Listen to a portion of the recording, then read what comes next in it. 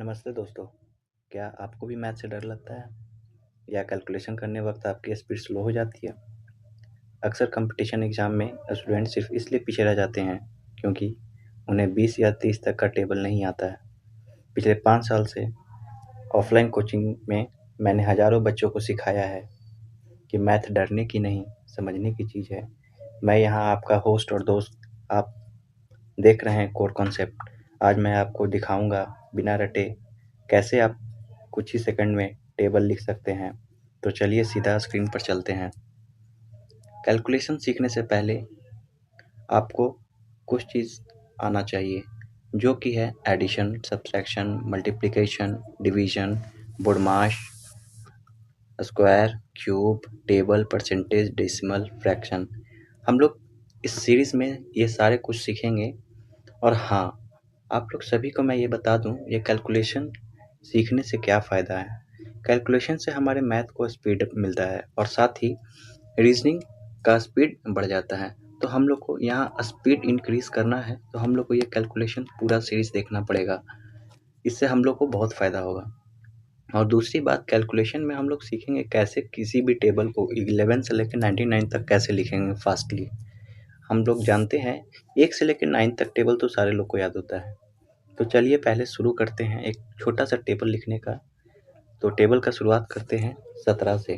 17 का टेबल तो बहुत लोग को नहीं आता है, पर कोई बात नहीं, हम लोग यहाँ से लिखते हैं 17 का टेबल। तो 17 का टेबल लिखने से के लिए क्या करना पड़ेगा? सबसे पहले हम लोग 17 लिखेंगे, उसके बाद उसको 2 भाग में बांट देंगे ऐसे करके। उसके बाद 7 का टेबल अलग लिखना है हम लोग को, और एक 1 का टेबल अलग लिखना है। तो ये लिखाएगा कैसे? लिखिए 7 का 7, 7 दूनी 14, 7 तिया 21, 7 चौ 28, 7 पचे 35। फिर उसके बाद 7 छक 42, 7 सत्ते 49, 7 तिया 56, 7 नमा 63, 7 दइयों 70। उसके बाद चलिए कलर चेंज कर लेता हूँ, नहीं तो मिल जाएगा। तो आगे देखिए, 1 का टेबल तो आपको बहुत अच्छे से आता होगा। 1 का 1, फिर 2, फिर 3, फिर 4, 5, 6, 7, 8, 9, और उसके बाद आता है 10। तो आप लोग को लग रहा है ये कैसे टेबल लिखा गया, ये तो गलत है। नहीं, गलत नहीं है बच्चे, इसको ध्यान से आप देखिए। आप ध्यान से देखते हैं तो यूनिट डिजिट लिखिए आप 1 7।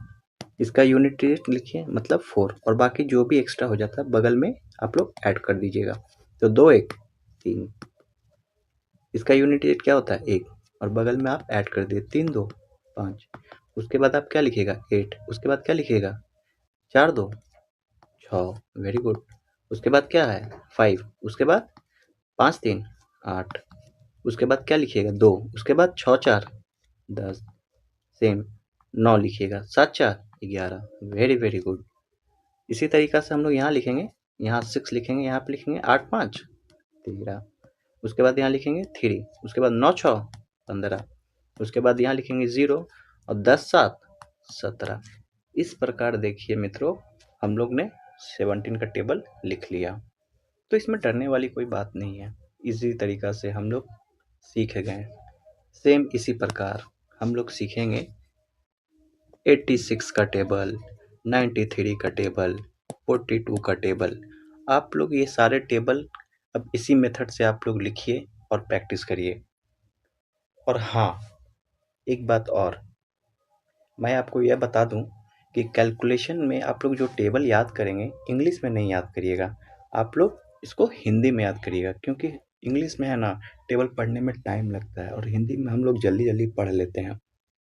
तो दोस्तों, यही थी हमारी आज की कैलकुलेशन की ट्रिक। अब आपके लिए एक छोटा सा होमवर्क है, आप इस ट्रिक से ये दिए गए टेबल को आप लोग अपने प्रैक्टिस करिएगा कॉपी में, और आगे का कॉन्सेप्ट सीखने के लिए इस कैलकुलेशन सीरीज को फॉलो करते रहिए।